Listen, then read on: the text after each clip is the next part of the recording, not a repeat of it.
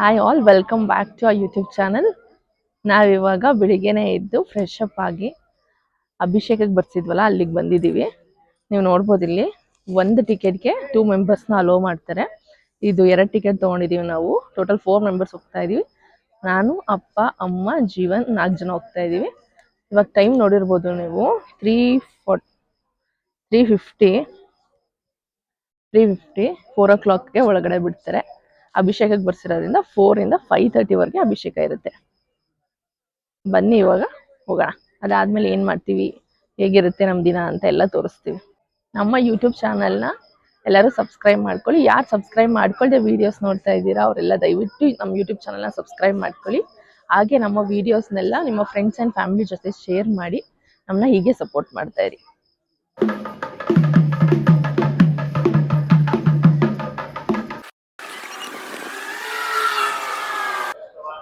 ನಾವು ಅಭಿಷೇಕ ಮುಗಿಸ್ಕೊಂಡು ಆಚೆ ಬಂದ್ವಿ. ಅಭಿಷೇಕ ಅಂದ್ರೆ ಅಲ್ಲಿ ನಿಮ್ನ ಅಭಿಷೇಕ ಮಾಡಿ ಅದನ್ನೆಲ್ಲ ನೋಡಕ್ ಕೂರ್ಸೋದಿಲ್ಲ. ಫಸ್ಟ್ ಆತರ ಎಲ್ಲ ಕೂರಿಸ್ತಾ ಇದ್ರಂತೆ, ಇವಾಗ ಆತರ ಎಲ್ಲ ಏನೂ ಇಲ್ಲ. ನೀವು ಟಿಕೆಟ್ ತಗೋತೀರಾ 400 rupees ಕೊಡ್ತೀವಿ ಅಂತಂದ್ರೆ ಅದೇನೋ ನೀವು ಒಂದು ಕಾಣಿಕೆ ಸಲ್ಲಿಸಿದಾಗ ಆಗುತ್ತೆ ಅಷ್ಟೇನೆ. ಏನಕ್ಕಂದ್ರೆ ಅಲ್ಲಿ ಅಭಿಷೇಕ ನೋಡಕ್ಕೂ ಬಿಡಲ್ಲ, ಅಭಿಷೇಕ ಮಾಡ್ತಾ ಇರೋದು ನಮ್ಗೆ ಗೊತ್ತಾಗಲ್ಲ. ಜಸ್ಟ್ ದೇವ್ರನ್ನ ನೋಡ್ಕೊಂಡು ಕಳಿಸ್ಬಿಡ್ತಾರೆ. ನಾವು ಅಷ್ಟೇನೆ 3:30ಗೆ ಎದ್ದಿ ಸ್ನಾನ ಮಾಡ್ಕೊಂಡು ಎಲ್ಲೋ ಅಲ್ಲೇ ಕೂರಿಸ್ತಾರೇನೋ ನಮ್ನ. 4 ಗಂಟೆಯಿಂದ 5:30 ಅಂತ ಹಾಕಿದ್ರಲ್ಲ ಅಂತ ಅನ್ಕೊಂಡಿದ್ವಿ. ಬಟ್ ಮೊದ್ಲೇನೆ ಅಭಿಷೇಕ ಎಲ್ಲ ಮಾಡಿರ್ತಾರಂತೆ. ಆಮೇಲೆ ನಮ್ಗೆ ದರ್ಶನ ಮಾಡ್ಬಿಟ್ಟು ಕಳಿಸ್ತಾರೆ. ಧರ್ಮ ದರ್ಶನದವರು ಅಲ್ಲೇ ಬರ್ತಾರೆ, ನಾವು ಟಿಕೆಟ್ ತಗೊಂಡಿರೋರು ಅಲ್ಲೇ ಹೋಗ್ತೀವಿ. 5 ನಿಮಿಷಕ್ಕೆ ದರ್ಶನ ಆಗುತ್ತೆ, ಅದೊಂದು ಪ್ರಾಫಿಟ್. ಅದಾದ್ಮೇಲೆ ಈ ತರ ಲಾಡು ಪ್ರಸಾದ ಸಿಗುತ್ತೆ. ಅಭಿಷೇಕ ಎಲ್ಲ ನೋಡಕ್ ನಮ್ಗೇನು ಅವಕಾಶ ಸಿಗಲ್ಲ. ಇವಾಗ ಕಾಫಿಗೆ ಹೋಗೋಣ.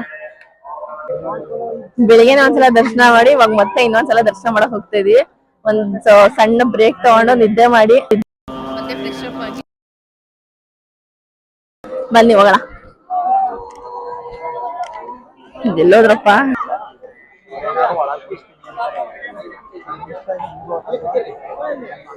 ನೋಡಿ ಫುಲ್ ಪಂಚೆ ಎಲ್ಲ ಹಾಕೊಂಡು ಫುಲ್ ರೆಡಿಯಾಗಿ ದರ್ಶನ ಮಾಡಕ್ ಬಂದವನೆ. ಆನೆ ಬೇರೆ ಇವಾಗಿದೆ, ಎಣ್ಣೆ ಎಲ್ಲ ನೋಡಿರ್ಲಿಲ್ಲ. ಬಾ ಅಲ್ಲಿ ಹೋಗಿ ದರ್ಶನ ಮಾಡ್ಕೊಂಡ್ ಬರೋಣ ಶೌರ್ಯ. ಬಾ ಆಮೇಲೆ ನೋಡೋದ. ನೋಡ್ತಾ ಇರ್ಬೋದು ನೀವು ಎಷ್ಟು ಜನ ಇದಾರೆ ಅಂದ್ರೆ, ಯಪ್ಪ ದೇವ್ರೆ, ಸಿಕ್ಕಾಪಟ್ಟೆ ಜನ ಇದಾರೆ. ನಾವು ಅದ್ರಲ್ಲೂ ಇನ್ನೊಂದ್ಸಲ ದರ್ಶನ ಮಾಡಕ್ ಹೋಗ್ತಾ ಇದೀವಿ. ಮತ್ತವ್ರೆ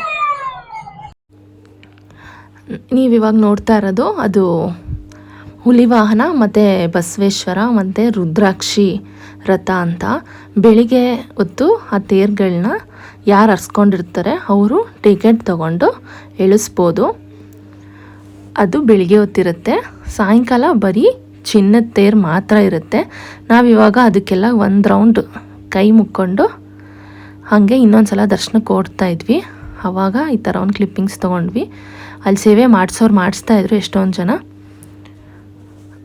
ಆಮೇಲೆ ನಾವು ಬೆಳಿಗ್ಗೆ ಹೊತ್ತು ಬೆಳ್ಳಿ ರಥ ಎಳಿತಾರೆ ಅಂತ ಗೊತ್ತಿರಲಿಲ್ಲ ನನಗೆ. ಇವತ್ತು ಹೋದಾಗಲೇ ನನಗೆ ಗೊತ್ತಾಗಿದ್ದು ಬೆಳ್ಳಿ ರಥನೂ ಇದೆ, ಬೆಳಿಗ್ಗೆ ಹೊತ್ತು ಬೆಳ್ಳಿ ರಥ ಎಳಿತಾರೆ ಅಂತ. ಬೆಳ್ಳಿ ರಥಕ್ಕೆ 2001 rupees. ನೈಟ್ ಎಳ್ಸೋ ಚಿನ್ನದ ರಥಕ್ಕೆ 3001 rupees. ಬೆಳ್ಳಿ ರಥನ ನಾವು ಇದೇ ಫಸ್ಟ್ ಟೈಮ್ ನೋಡಿದ್ದು, ಚೆನ್ನಾಗಿ ಅನ್ನಿಸ್ತು.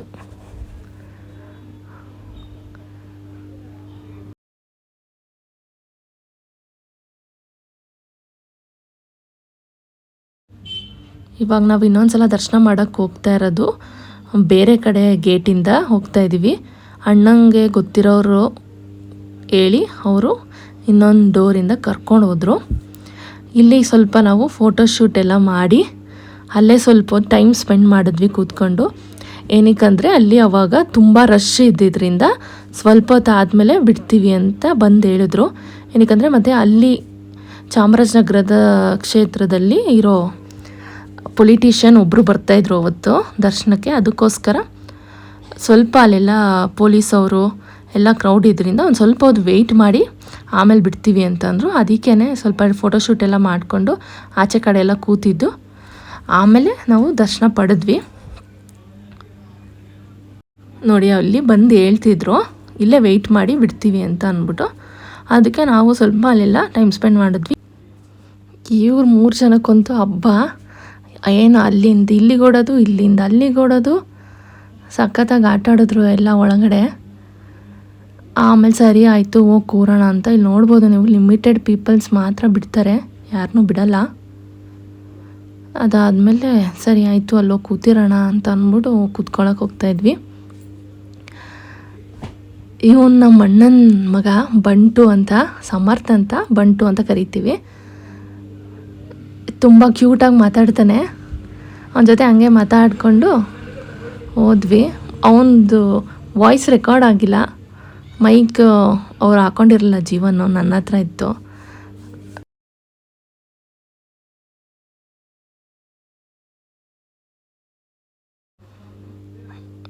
ನಮ್ಮ ಶೌರ್ಯ ಅಂತೂ ನೈಟೇ ಆಟ ಸಾಮಾನು ತೆಗೆಸ್ಕೊಂಡು ಅದನ್ನೆಲ್ಲ ತೆಗ್ದು ಹಾಕಿ ಮಕ್ಳು ಇಷ್ಟೇನೆ ಎಲ್ಲೋದ್ರು ಎಷ್ಟೇ ಆಟ ಸಾಮಾನಿದ್ರು ಬೇಕು. ಫಸ್ಟ್ ಬಿಡ್ತಾ ಇದ್ರು ಇಲ್ಲೆಲ್ಲ ಕೂತ್ಕೊಳ್ಳೋಕೆ, ಓಡಾಡಕ್ಕೆ ಎಲ್ಲ. ಇವಾಗ ತುಂಬಾನೇ ರಿಸ್ಟ್ರಿಕ್ಷನ್ಸ್ ಮಾಡಿದ್ದಾರೆ. ಅಂದ್ರೂ ಹೆಂಗೋ ನಮ್ಮ ಅಣ್ಣನ ಕಡೆಯಿಂದ ನಾವ್ ಇಲ್ಲೆಲ್ಲ ಬಂದು ಕೂತ್ಕೊಂಡೆ ಸ್ವಲ್ಪ ಟೈಮ್ ಸ್ಪೆಂಡ್ ಮಾಡಕ್ಕಾಯ್ತು.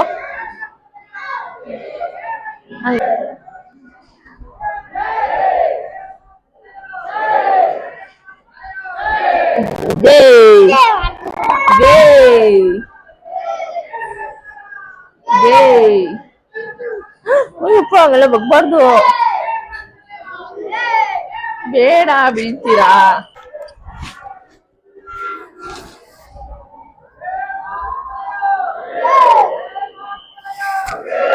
ಅಲ್ಲೆಲ್ಲ ನೋಡಿ ಎಷ್ಟು ಚೆನ್ನಾಗಿ ಆರ್ಟ್ ಪೇಂಟಿಂಗ್ ಅಲ್ಲಿ ಮಾಡಿದ್ದಾರೆ ಮಹದೇಶ್ವರಂದು ಎಲ್ಲ ಸ್ಟೋರಿ ಇದು ಒಂದೊಂದು.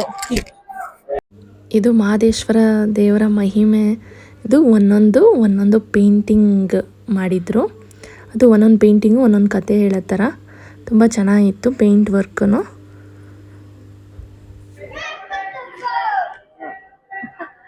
ಇದ್ ನಾವ್ ಅಣ್ಣ, ಅದ್ ನಮ್ ದೊಡ್ಡಮ್ಮ, ಅದ್ ನಮ್ಮ ಅಕ್ಕ. ನಮ್ಮ ಅಣ್ಣ ಶ್ರೀಕಂಠೇಶ್ವರ ದೇವಸ್ಥಾನದಲ್ಲಿ ವರ್ಕ್ ಮಾಡ್ತಾ ಇರೋದ್ರಿಂದ ನಮ್ಗೆ ತುಂಬಾ ಹೆಲ್ಪ್ ಆಯ್ತು. ಅಡ್ಮಿನ್ ಆಗಿ ವರ್ಕ್ ಮಾಡ್ತಿದ್ದಾರೆ, ಅದರಿಂದ ನಮ್ಗೆ ಅಕಾಮಿಡೇಷನ್ ಆಗಿರ್ಬೋದು.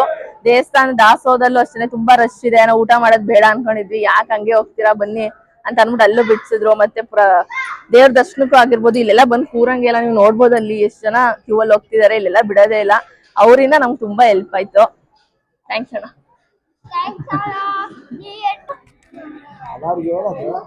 ಹಾಡ್ ಹೇಳು ಒಂದು, ತಗೋ ಮೈಕ್, ನಾನು ಹಾಕ್ತೀನಿ. ಹಾಡ್ ಹೇಳ್ತೀಯಾ? ಮುಟ್ಬಾರ್ದು, ನಾನು ಇಲ್ಲಿ ಹಾಕೊಡ್ತೀನಿ. ಏನು ಉಗೆ ಅಂತ ಗೇಮ್ ಅದಪ್ಪ ಅಂತ ಹಾಡ್ ಹೇಳು.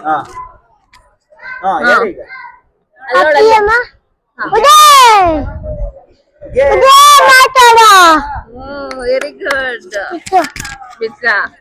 ಯಾರು ಹೇಳು ಇನ್ನೇನಾದ್ರು?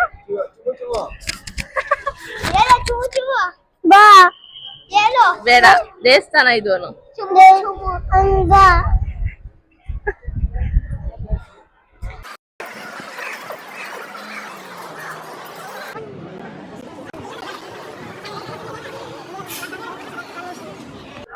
ಮತ್ತೆ ಇನ್ನೊಂದು ವಿಷಯ ಏನಂದ್ರೆ, ನಾವು ಗರ್ಭಗುಡಿ ಒಳಗಡೆನೂ ಹೋಗಿದ್ವಿ.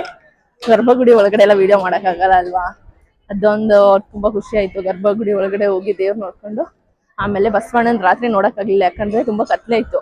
ಆ ಟೈಮಲ್ಲಿ ಬಿಡಲ್ಲ ಇಲ್ಲಿ. ಇವಾಗ ಬಸವಣ್ಣನ ದರ್ಶನ ಮಾಡ್ಕೊಂಡು ಹೊರಡ್ತಾ ಇದೀವಿ. ಈಗ ನೆಕ್ಸ್ಟ್ ಹೋಗಿ ಫಸ್ಟ್ ತಿಂಡಿ ಮಾಡ್ಬೇಕು. ತಿಂಡಿ ಎಲ್ಲ ಮಾಡಿದ್ದಾರೆ, ಉಪ್ಪಿಟ್ಟು, ಕೇಸರಿ ಬಾತು. ಫ್ಯಾಮಿಲಿ ಅವರೆಲ್ಲ ಅಲ್ಲೇ ಇದ್ದಾರೆ. ಬನ್ನಿ ಇವಾಗ ಹೋಗೋಣ ಅವ್ರ ಹತ್ರ.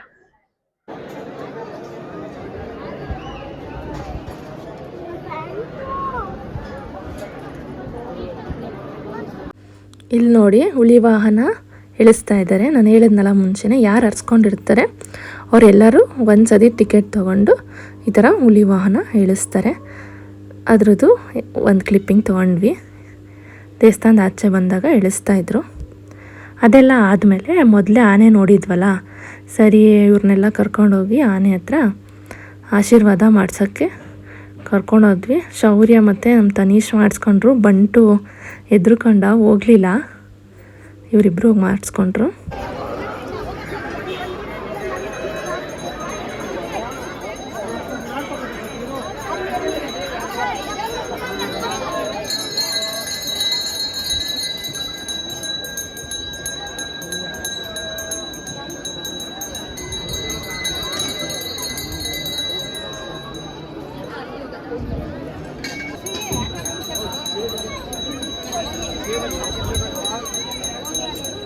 ನಾವೆಲ್ಲ ದೇವ್ರ ದರ್ಶನ ಮಾಡ್ಕೊಂಬರೋಷ್ಟರಲ್ಲಿ ಅಡುಗೆ ಎಲ್ಲ ಮಾಡಿ ಇಟ್ಟಿದ್ರು. ಪೂಜೆಗೆಲ್ಲ ರೆಡಿ ಮಾಡಿಕೊಂಡು ಪೂಜೆನೂ ಮಾಡ್ತಾಯಿದ್ರು. ಇದು ನಾವು ಮಾಡಿರೋ ಡಾಮೆಟ್ರಿ.